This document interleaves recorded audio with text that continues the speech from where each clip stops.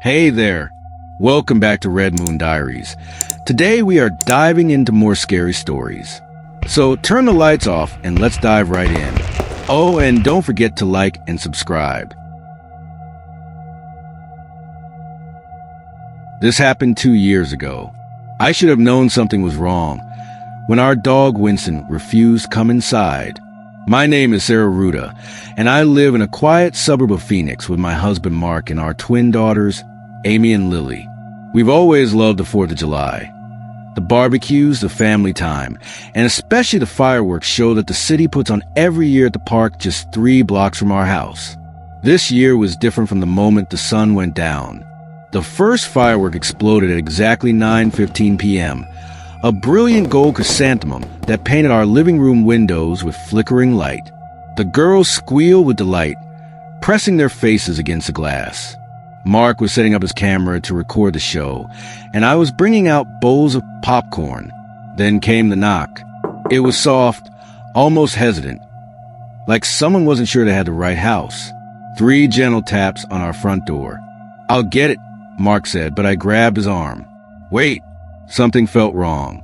Who would be visiting during the fireworks? We stood frozen in our living room, listening. The knocking didn't repeat. After a moment, Mark shrugged and went back to his camera setup. The second firework boomed overhead, a massive red peony that shook our windows. The girls cheered, but I was watching the door. Sure enough, exactly 3 seconds after the explosion faded, the knocking came again. This time it was louder, more insistent. And it wasn't coming from the front door. It was coming from the side door that led to our garage. "Did you hear that?" I whispered to Mark. He paused the camera recording. "Hear what?" "The knocking.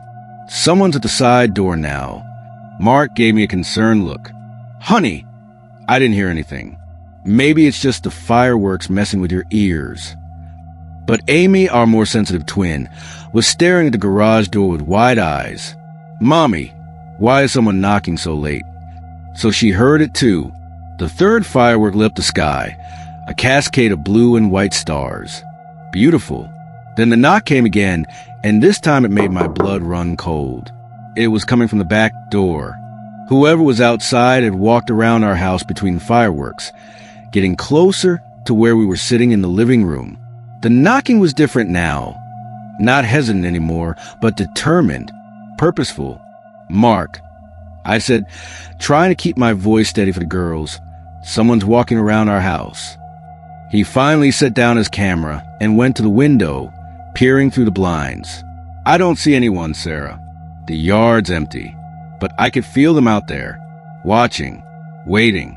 The 4th firework exploded, a massive silver willow that seemed to hang in the air forever. In the brief silence that followed, I heard footsteps on our deck. Slow, deliberate footsteps moving toward the sliding glass door that led to our backyard. "Girls, come away from the window," I said, trying not to panic. "But Mommy, the fireworks are so pretty." Lily protested. The knock came again, and this time it was right behind us, on the sliding glass door. I could feel the vibration through the floor. Mark spun around, finally hearing it. His face went pale. "What the hell?" "Daddy said a bad word," Amy whispered. I grabbed both girls and pulled them toward the hallway. "Let's go upstairs and watch from the bedroom window." But as we reached the stairs, the 5th firework exploded overhead, and the knocking came from above us, from the roof. Something was walking across our roof with heavy, deliberate steps, back and forth, like it was pacing, or looking for a way in. "Call 911, I told Mark, but when he pulled out his phone, the screen was black, dead. "The battery was full 5 minutes ago," he said, his voice tight with fear. The 6th firework burst, a golden palm tree that lit up the entire neighborhood. The footsteps on the roof stopped abruptly. Then came the loudest knocking yet, and it was coming from everywhere at once. Every door, every window, a synchronized pounding that made the whole house shake. The girls started crying. It's okay," I whispered, pulling them close, but I didn't believe it myself. Through the chaos of knocking, I could hear something else, a sound like breathing, but wrong. Too slow, too deep, like something much larger than human lungs. The seventh firework painted the sky red as blood. The knocking stopped. The silence was worse than the noise. We huddled together on the stairs, listening. Outside, the fireworks continued, but after each explosion, there was only silence. No more knocking. No more footsteps. Even the normal sounds of the neighborhood seemed muted, as if the world had been wrapped in cotton. "Maybe it's over," Mark whispered. That's when we heard the front door creak open. I knew I had locked it. I always lock it. But somehow, it was opening with a long, drawn-out squeal of hinges that needed oil. Footsteps entered our house. The same slow, deliberate steps we'd heard outside. They moved across our hardwood floor with wet, squelching sound that made my stomach turn. "Mommy," Amy whispered, her voice barely audible, "why are its feet wet?" I pressed my hand over her mouth, my heart hammering so hard I thought it might explode.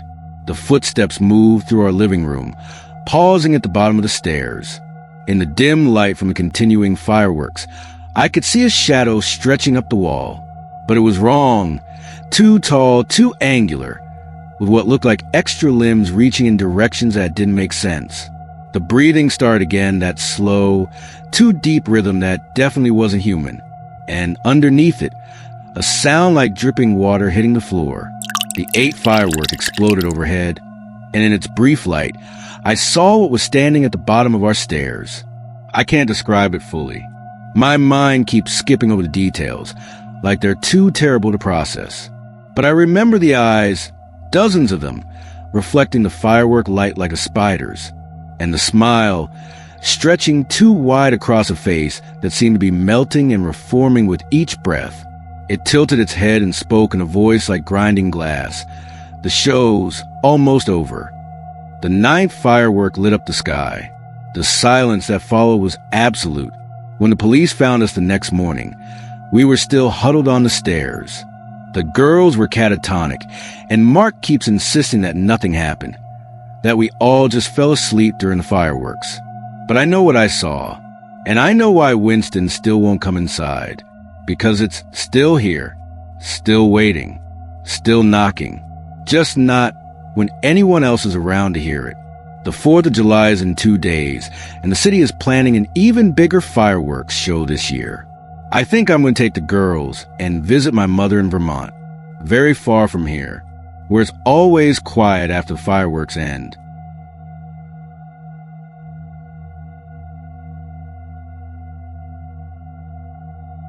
I should have known something was wrong when they confiscated my phone on the first day. My name is Alex Rodriguez, and I'm 17. My parents sent me to Camp Liberty in rural Montana, thinking it would help me develop character and patriotic values. The brochure looked normal. Kids canoeing, singing around campfires, learning American history. What they didn't mention were the freedom trials. Director Cody looked exactly like you'd expect. Tall, stern, with a perfectly trimmed mustache and piercing blue eyes. He wore a military-style uniform covered in veteran patches. The other counselors were cut from the same cloth, rigid, unsmiling, obsessed with discipline. The first red flag came during morning assembly on day 2. We had to recite the Pledge of Allegiance, sing the national anthem, and participate in patriotic affirmations, pledging loyalty to America and promising to report any unpatriotic behavior. A kid named Marcus from Chicago raised his hand. "What if we don't want to say the pledge?" "My religion doesn't allow me to." "Your religion?" Director Cody's voice cut through the morning air like a blade. "Son, there's only one religion at Camp Liberty, and that's patriotism. Anyone who has a problem with that can participate in our Freedom Trial program." Marcus went pale. "What's a freedom trial?" "A special opportunity for campers to prove their commitment to American values." Cody replied with a smile that didn't reach his eyes. "You'll find out if you keep asking questions." The daily schedule was brutal. We woke at 5 a.m. to reveille, followed by calisthenics and mandatory flag raising. Breakfast was served military style. No talking, no special requests. The rest of the day was filled with activities designed to break our spirits. Endless marching drills, memorizing patriotic speeches, and loyalty exercises. The loyalty exercises were the worst. They present scenarios where we had to choose between friends and country, family and flag. Wrong answers meant attitude adjustment. Kids started disappearing. Marcus vanished after questioning the pledge. Sarah was taken after mentioning her immigrant grandmother. Tyler disappeared after asking why we couldn't write letters home. Where do they go? I whispered to my bunkmate Danny. The Freedom Trials. They take them to the old cabins up the mountain. Some come back different. Others don't come back at all. What do you mean, different? Like zombies. They smile constantly, never ask questions, never complain. It's like they scooped out their brains and filled them with flag stuff. The breaking point came during week 3. A new kid named Ben stood up during a loyalty exercise. This is stupid. My dad fought in Afghanistan. He has the right to criticize the government he served. That's what freedom means. Director Cody's face turned red. You just volunteered for a freedom trial. They grabbed Ben and started dragging him out. Something snapped inside me. Wait, I shouted. He's right. This isn't patriotism. It's brainwashing. Real Americans question authority. Cody turned his cold stare on me. Congratulations, Rodriguez. You just joined your friend. They hauled us to concrete bunkers built into the mountainside. The freedom trials were torture disguised as education. Blaring patriotic music, flashing images of flags and eagles, propaganda films about the dangers of questioning authority. The worst part was the confession sessions. Hours of screaming, demanding we admit our unpatriotic thoughts and beg forgiveness for treasonous behavior. Ben lasted 3 days before he broke. When they brought him back, he was empty, that same lifeless smile. America is perfect, he told me through bars. I was wrong to question it. You should confess too, Alex. They kept me there for 2 weeks. I came close to breaking a dozen times, but I kept thinking about what Ben had said before they took him, that his father had fought for the right to criticize the government. That's what real freedom looked like. On the 15th day, I heard gunshots and shouting. The FBI had finally tracked down the camp after worried parents reported missing children. Cody and his counselors were arrested. The investigation revealed Camp Liberty was a front for a radical patriotic cult.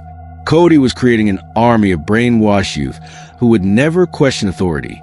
But here's what the news reports didn't mention. They never found all the missing kids.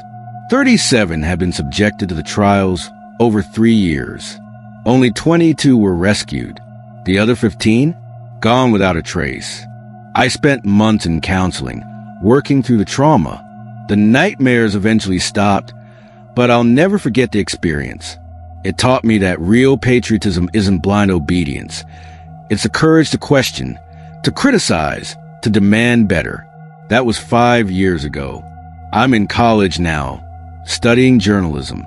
I've been investigating what happened to those missing 15 kids, following digital breadcrumbs and interviewing former counselors. Last week, I found something that made my blood run cold. A private military contractor called Liberty Solutions has been recruiting specially trained youth for overseas operations. Their promotion materials feature young people in military gear, but something about their eyes looked familiar. Empty, lifeless, just like Ben's. I hacked into their personnel files. 15 names I recognized from camp, all listed as graduates of specialized patriotic education programs. They're still out there, still following orders without question, still believing that blind obedience is the highest form of patriotism. Cody may be in prison, but his work continues. And somewhere in the shadows, there are more camps, more trials, more kids being broken and rebuilt into perfect soldiers. The scariest part? I think I know who's funding it all.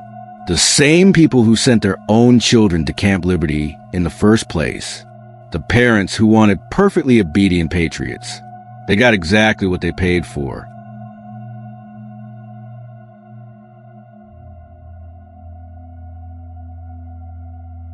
Hashtag the Parade of Shadows. I moved to Millbrook 3 years ago, drawn by its colonial charm and the promise of quiet small-town life.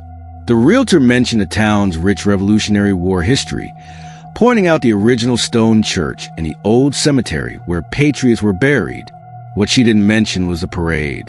The first time I saw them, I thought I was dreaming. It was July 4th, 2022, and I'd fallen asleep on my couch after a long day of unpacking. The sound of drums woke me, not the sharp crack of modern snares, but the deep, muffled rhythm of ancient military percussion. I checked my phone, 3:07 a.m. Through my front window, I watched them march down Main Street in perfect formation.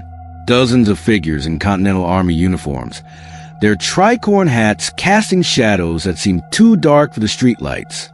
They move with mechanical precision, boots making no sound on the asphalt despite the perfect synchronization of their steps. The strangest part was their faces, or rather, the absence of them. Where features should have been, there was only a shifting darkness that seemed to absorb light. Yet somehow, I could feel their eyes on my house as they passed. I rubbed my eyes, certain I was still dreaming, but when I looked again, the street was empty. Just the yellow glow of street lamps and the distant hum of air conditioners. The next morning, I asked my neighbor Mrs. Chun about it. She'd lived here for 40 years. Surely she'd seen something. But she just gave me a puzzled look and said she'd never heard of any midnight parades. Though, she added with a frown, I do have trouble sleeping on July 4th. Always have. I might have dismissed it as a stress-induced hallucination, if not for what happened the following year. This time I was ready. I'd set an alarm for 2:45 a.m. and positioned myself at my bedroom window with a camera. The waiting was torture. Every creak of the old house made my heart race. Then I heard it. The distant sound of fifes and drums, growing closer. They appear at the end of Main Street, like smoke given form. The same Continental Army uniforms, the same impossible darkness where their faces should be. But this year, there were more of them, and they weren't alone. Behind the soldiers came civilians in colonial dress, men in breeches and waistcoats, women in long skirts and bonnets, children holding small flags that fluttered in a wind I couldn't feel. All of them with those same empty, light-devouring faces. I tried to take pictures, but my camera wouldn't work. The screen showed only static, as if the very presence of the marchers was interfering with the electronics.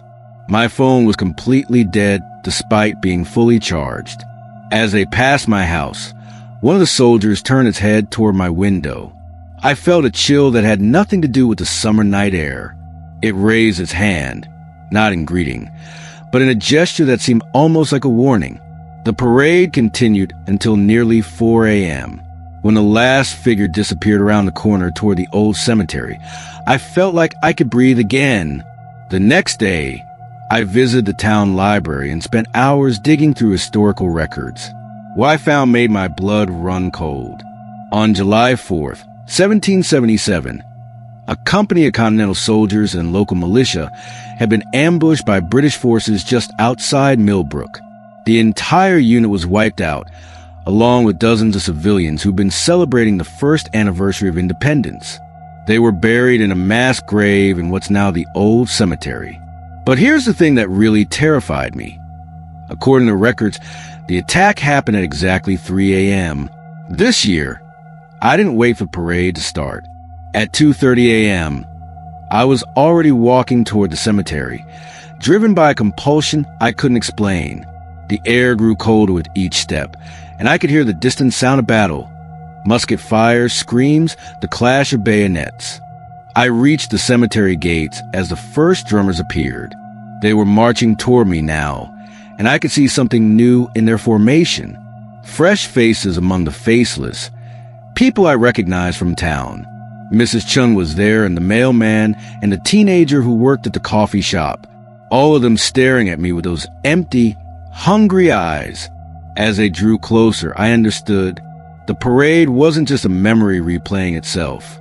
It was a recruitment march, growing larger every year as more people joined their eternal commemoration of that terrible night. The lead soldier stopped in front of me and extended his hand. His fingers were ice cold and surprisingly solid. Behind him, I could see an empty space in the formation, a space just my size. I took his hand. The drums are calling again, and it's almost 3 a.m.